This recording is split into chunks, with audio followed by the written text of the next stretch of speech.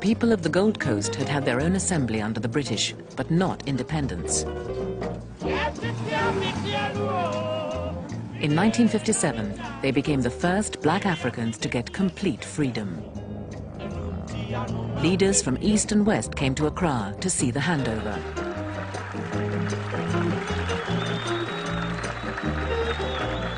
Vice President Nixon represented the United States. He arrived with a delegation that included civil rights leader Martin Luther King. A new order is coming into being, and an old order is passing away. It seems to me that this is fit testimony to the fact that eventually the forces of justice triumph in the universe, and somehow the universe itself is on the side of freedom and justice. The British were proud of the peaceful nature of the transfer. For Dr. Nkrumah, main architect of Ghana's independence, this is a day of fulfillment. The longing to be free, the need to be free, these are part of the rightful heritage of man, a heritage denied to colonial Africa until now. The Gold Coast was renamed Ghana, with a parliamentary system modelled on Westminster.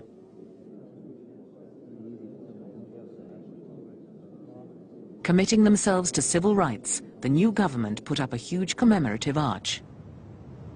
Here, but a handful of years ago, men laid down their lives for a cause that was not yet won, for freedom, for justice.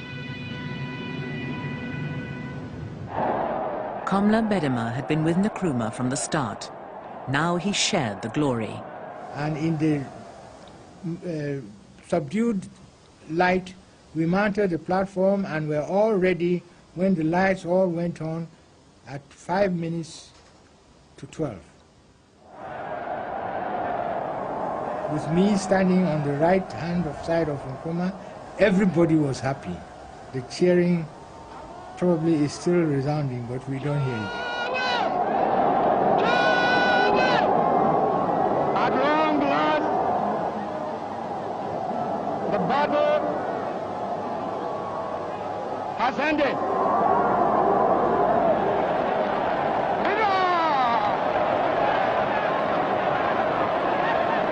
And thus, Ghana, your beloved country, is free forever.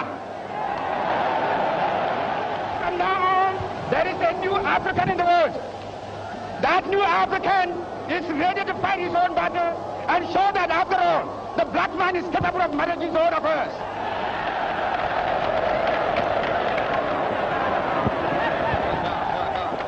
I want you all, those who have hats on, to take off your hats and let the band play our national anthem. And from now on, that national anthem is the national anthem of the Gogo to be played on all occasions.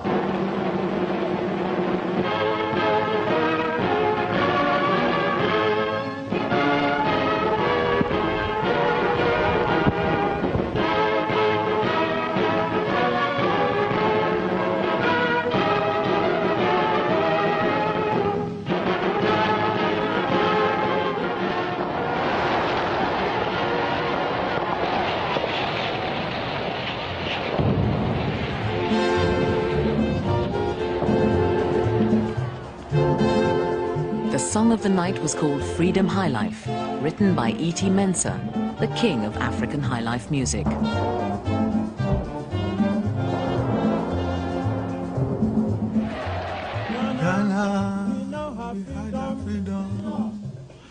Ghana, land of freedom, toils of the brave and the sweat of the labor, toils of the brave which have brought results, toils of the brave and the sweat of the labor, toils of the brave which have brought results.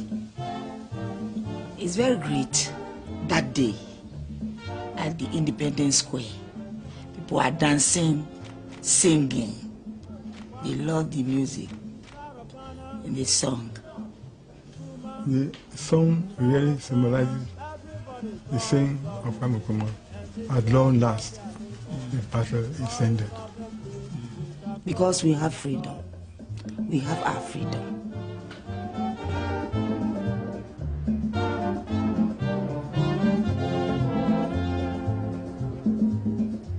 Ghana, we now have freedom.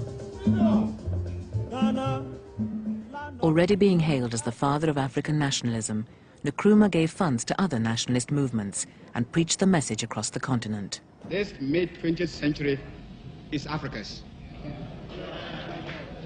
This decade is the decade of African independence. Forward then to independence. To independence now.